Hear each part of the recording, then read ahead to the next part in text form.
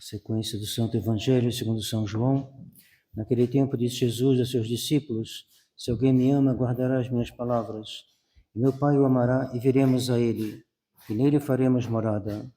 Quem não me ama não guarda as minhas palavras. A palavra que ouvis não é doutrina minha, mas de meu Pai que me enviou. Estas coisas vos tenho dito, permanecendo convosco. Mas o Consolador, o Espírito Santo, que o Pai há de enviar em meu nome, vos ensinará tudo, vos fará lembrar tudo quanto vos tenho dito. A paz vos deixo, a minha paz vos dou. Não vou-la dou como o mundo vou-la dá. Não se turbe o vosso coração, nem se assuste. Ouviste o que eu vos disse? Vou e volto a vós. Se me amasseis, certamente alegrarias de eu ir para o Pai, porque o Pai é maior do que eu. E vou-lhe disse agora, antes que isso suceda, para que quando acontecer tenhais fé. Não vos falarei muito por convosco, porque vem o príncipe deste mundo. Em mim não terá parte alguma, mas é para que o mundo conheça que amo o Pai e que faço assim como o Pai me ordenou. Em nome do Pai, do Filho e do Espírito Santo. Amém. Caros irmãos, vamos fazer a segunda proclama. Com favor de Deus, da Santa Igreja, querem se casar-se Guilherme Funes e Fernanda Cunelo Pinto. Portanto, seja conhecido de todos que ele, solteiro, nascido em São Lourenço, Santa Catarina, batizado na paróquia de São Marcos, diocese de Tubarão, Santa Catarina, filho de Leonor Roque Funes e Maria Alice Uening Funes. Ela, solteira de Jaoçaba, Santa Catarina, batizada na paróquia Nossa Senhora do Perpétuo Socorro, diocese de Caçador, Santa Catarina, filha de Patrick Vitório Pinto e Lilian Comunelo Pinto. Os que desejam contrair matrimônio são filhos legítimos dos pais supracitados. Por isso advertimos a todos e a cada um que se alguém conhecer alguma consanguinidade, ou afinidade, ou parentesco espiritual, ou qualquer outro impedimento que haja entre eles, que impeça que ambos contraiam matrimônio, deve revelar o quanto antes ao sacerdote encarregado desta capela, e isto advertimos pela segunda vez. Caros irmãos, está a grande festa do Pentecostes. Essa festa que todas as festas da igreja ultrapassam a nossa compreensão. Os mistérios de Deus estão muito acima da nossa compreensão. Nós só podemos compreendê-los com uma graça toda particular de Deus, porque são mistérios de Deus e portanto, estão, por natureza, muito acima de nós. Os apóstolos estão tristes de perder o seu mestre. Nosso Senhor vai subir aos céus e ele lhes dá algumas indicações, ele mostra o que vai suceder, e essa tristeza de perder o seu mestre, a gente entende perfeitamente.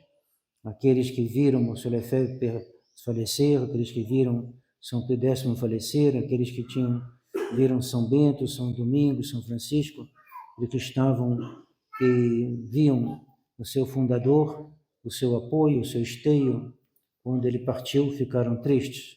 Quanto mais os apóstolos que tinham ali o Verbo encarnado, que os guiava, que os consolava, e chegou um momento que Nosso Senhor vai subir aos céus.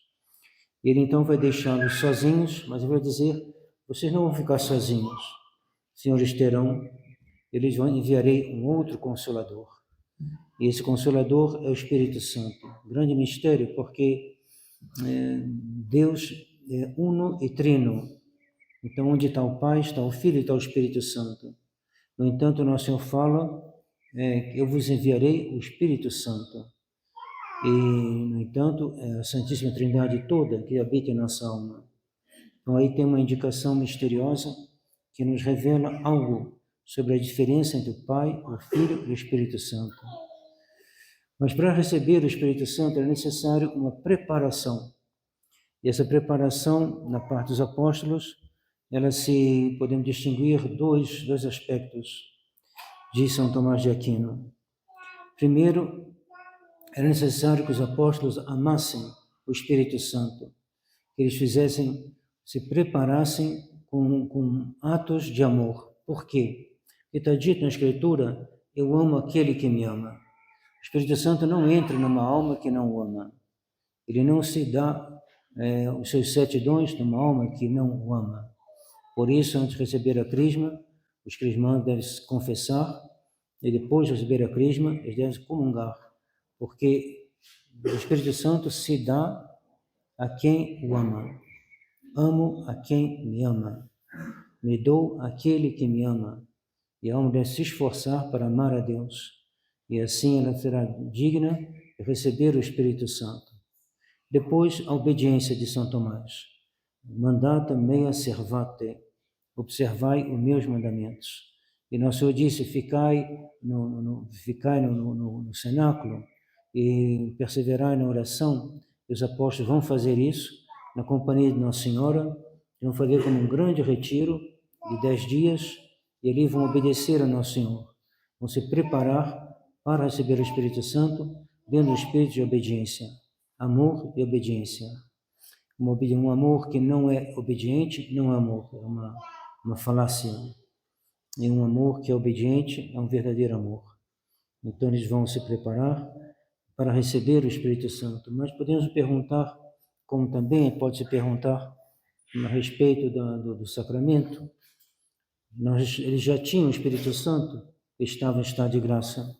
Como nós também, quando recebemos a crisma, já tínhamos o Espírito Santo normalmente, porque já fomos batizados. A gente recebe o Espírito Santo no dia do batismo.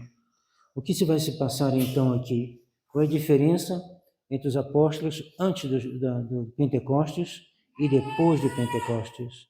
E assim também para nós, antes da crisma e depois da crisma. Qual é a diferença? Se a gente vai receber aquele que a gente já tinha. Então a diferença está no seguinte: o Espírito Santo, quando vem numa alma, ele leva a graça à sua plenitude. E os apóstolos tinham a graça, mas mesmo assim eram fracos. Durante todo esse tempo que vai da ressurreição até Pentecostes, eles não ousam pregar o nome de Nosso Senhor abertamente por medo dos judeus. Havia neles algo ainda que Nosso Senhor só vai tirar com o momento que Ele vai lhes dar o Espírito Santo. Eles têm medo, têm outras imperfeições, sem dúvida alguma. Então o Espírito Santo vem a nós para dar uma plenitude. Aquilo que a alma não podia fazer, ela começa a fazer. Semelhante a uma peça de teatro, mas não deixa de ser interessante, chama Diálogo das Carmelitas.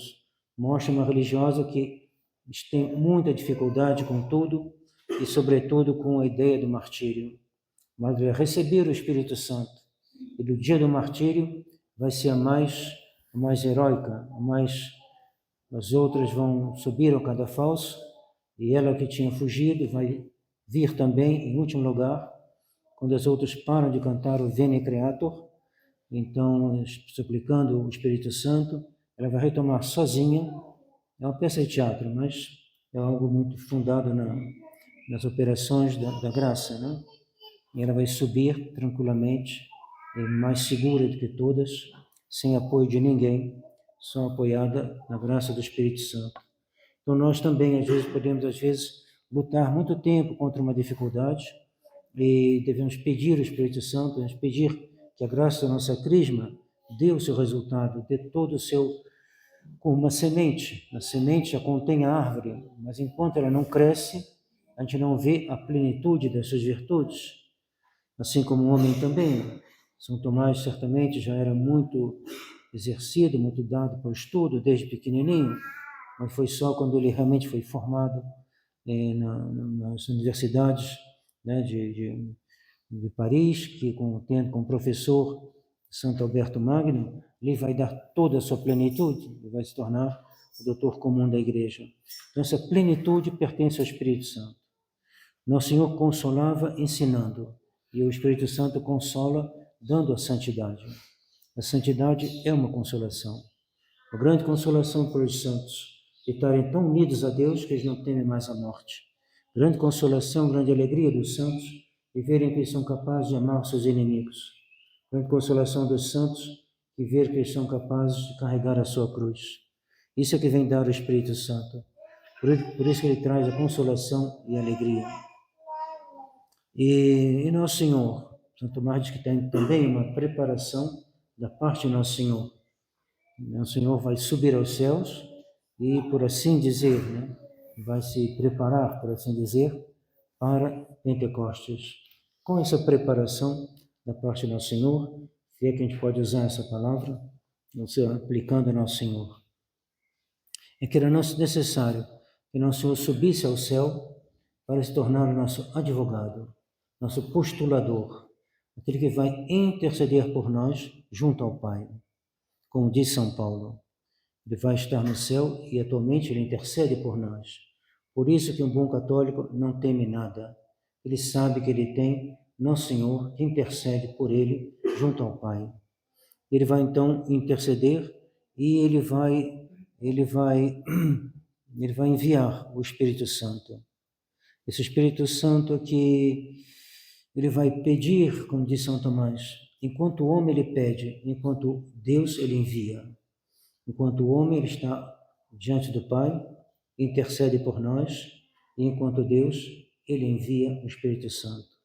É uma bela distinção, né? Enquanto o homem ele pede o Espírito Santo, enquanto Deus ele envia o Espírito Santo. O Espírito Santo é dito ser enviado não porque ele é inferior ao Verbo, mas porque ele procede do Pai e do Filho, sem a menor inferioridade. Mas isso indica que a ordem da Trindade, somente.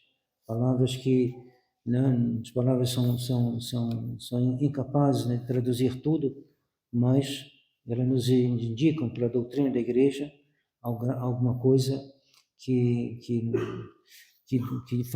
diz alguma coisa do mistério da Trindade. O Espírito Santo é dado para sempre. Aquilo que é dado verdadeiramente é dado para sempre. O que é dado para a gente recuperar de novo não merece o nome exatamente de ser dado. Uma doação, uma coisa que é dada no plenitude do seu significado, é uma coisa dada para sempre. E Deus deu o Espírito Santo para sempre à sua igreja. Então nós recebemos a crisma, nós que somos filhos da igreja, lembremos sempre, o Espírito Santo me foi dado, mas não contristemos o Espírito Santo. Contristar o Espírito Santo é dizer para ele que eu não estou contente com a companhia dele, que eu não me interesso na companhia dele, que eu sou capaz de mandá-lo embora. Quem faz um pecado mortal, manda embora o Espírito Santo. Da parte do Espírito Santo, ele está ali para sempre, mas da parte daquele que o recebe, nem sempre, porque quem o recebe, às vezes não o recebe de maneira digna, ou menos não o conserva da maneira que devia conservar. Então aprendamos com Nosso Senhor, aprendamos com Nossa Senhora, aprendamos com os apóstolos, aprendamos com os santos, aprendamos com a igreja, a ter esse cuidado de não contristar o Espírito Santo. E se a gente vê na nossa vida algumas ocasiões que a gente corre o risco de contristar o Espírito Santo, então prestemos atenção, peçamos o dom do conselho, que aperfeiçoa a virtude da prudência. É prudente o que eu estou fazendo?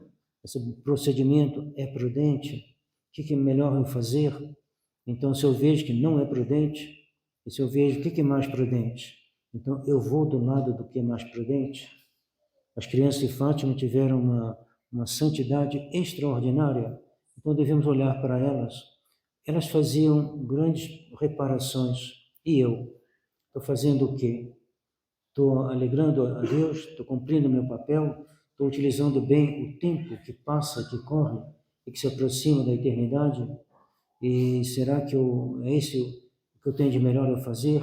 E se não é, ponha toda a energia, peça ao Espírito Santo, que é o hóspede da sua alma, peça a ele, não, antes morrer do que pecar. Jacinta, pequenininha, 6 anos, quando disseram que ela ia ser mortas na prisão, onde o administrador havia recolhido elas e tentado pôr medo nelas, ela dizia, melhor, não sei se era ela ou Francisco, melhor morrer logo, a gente vai para o céu, um grande favor que eles fazem. E quando disseram, você vai ser jogada num caldeirão, você vai ser morta no óleo fervente, ela falou, eu prefiro morrer. Então, isso é uma criança que nos dá um exemplo, uma criança que é como uma mestra para nós, A criança que se torna para nós como um sábio ancião que dá uma lição aos menores. Pois bem, ela, que é menor, dá para nós uma lição, e nós, diante delas, somos nós que somos crianças diante dessas crianças. Por quê? Porque elas têm o Espírito Santo. O Espírito Santo dá a sabedoria, o Espírito Santo dá a inteligência, o Espírito Santo dá o conselho, justamente, dá a força para enfrentar uma dificuldade, para enfrentar uma mortificação, enfrentar seja o que for, para carregar a sua cruz, necessário a força. E muitas vezes uma grande força,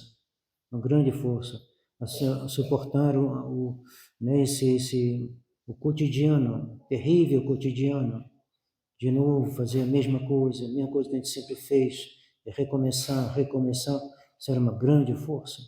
O Espírito Santo vem para nos dar esta força e peçamos a Deus na força e a ciência. O que é a ciência? O dom da ciência é aquilo que nos faz compreender o que é a diferença entre o Criador e a criatura, para a gente não pôr na criatura as esperanças que a gente deve pôr unicamente em Deus. Se eu me apego a uma criatura é como no naufrágio, uma coisa que afunda. Se eu me seguro a uma coisa que afunda, eu vou para o fundo do mar. Eu vou junto com aquela criatura, para o fundo do inferno, para o fundo do abismo, porque eu não soube distinguir o que é criatura, o que é Criador. Eu não soube me apegar ao Criador e não me apegar à criatura, como se ela fosse o meu fim último.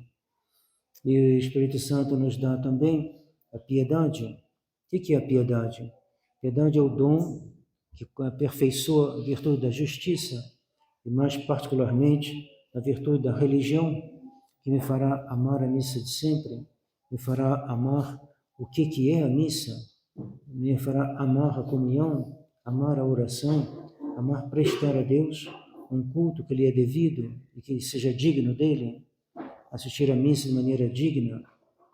O Père Marie-Joseph Cassin, a vida dele é extraordinária, um monge trapista francês do século passado, morreu no início do século XX, penso eu, mas ele é extraordinário. Ele procurava, fazer tudo para só pensar em Deus. Então ele mortificava a curiosidade dele. Por exemplo, nunca ia ver o que estava acontecendo no outro setor da abadia. Se mortificava. Chegou alguma coisa, ele não ia olhar. Então, como é que está a padaria? Se ele não trabalhar na padaria, ele não ia olhar. É até exagero, bom, é muita coisa. Ele dizia, eu tenho que pensar só em Deus. Ele procurava não pensar nos pais, o que eles estariam fazendo. Fica até meio assim, assustado, né? Mas ele dizia, eu tenho que pensar só em Deus, dom da ciência. Deus é meu tudo. Então ele procurava estar sempre em oração, é mais para os monges, mas a gente pode ver sempre na presença de Deus. Ele procurava não se interessar pelo que os outros estavam dizendo, nem pensando, bem diferente da comum curiosidade humana. Estavam falando ali, escutou até o nome dele, ele não estava interessado. Estava interessado na união com Deus. Então, ele vivia no mosteiro, no meio dos outros, mas como vivendo numa grande solidão. E assim por diante, vários outros estratagemas que ele tinha, procurar Deus, Deus, Deus, Deus. Então, esses dons vão nos ajudar. E, por fim, o dom do temor. O dom do temor, ele aperfeiçoa a virtude da humildade, a virtude da temperança, a qual pertence à humildade. O mundo de hoje se caracteriza pela falta de temor de Deus. É o Espírito Santo que vem nos ajudar a ter o temor de Deus. O temor de Deus vem da compreensão, todos eles, da compreensão do que é Deus e dos direitos que Deus tem sobre nós. Deus tem todos os direitos sobre nós. Deus tem direito de vida e morte sobre nós. Ele que decide quando é que nós vamos morrer. Ele tem direito a nos pedir o que está contido nos 10 mandamentos e nos 5 mandamentos da igreja. Ele tem todos os direitos. Hoje em dia se fala, de já 2 séculos, 3 séculos que insistem, os direitos do homem. A ONU, todos os países atualmente fazem a Declaração dos Direitos do Homem a sua base, né? E os direitos de Deus. Então, o temor de Deus nos diz, não, acima da ONU estão os 10 mandamentos, acima da ONU está a Santa Igreja Católica. E esses que rechaçam a Igreja Católica, eles não têm o temor de Deus. E nós queremos ter o temor de Deus. O temor de Deus é o dom que vai diretamente contra o liberalismo e todos os erros modernos, todos sem exceção. Socialismo, comunismo, relativismo, todos os erros modernos entram em choque com o temor de Deus. O temor de Deus é escutar a Deus e não escutar a nossa vontade própria, é escutar a Deus e não escutar as loucas filosofias do mundo moderno. Então, pensamos a Nosso Senhor, pensamos no Espírito Santo, que recebendo a comunhão hoje, nós renovemos, por assim dizer não, nós possa renovar em nós a graça da nossa confirmação. Que o Espírito Santo, nessa festa que lhe é dedicada, renove em nós o Espírito de Santidade que nos conduza, pela intercessão da Virgem Maria, à plenitude da graça, à plenitude da santidade. Ela esteve no meio dos apóstolos, no cenáculo, e os papas dizem que a graça do Espírito Santo foi primeiro sobre ela e depois sobre os apóstolos. Temos santinhos que mostram até ela sendo o Espírito Santo acima, depois Nossa Senhora, de Nossa Senhora para os apóstolos. Então, peçamos a ela que ela esteja aqui presente em nossa vida e que ela faça com que o Espírito Santo dê todo o seu fruto de santidade em nossas almas. Em nome do Pai, do Filho e do Espírito Santo. Amém.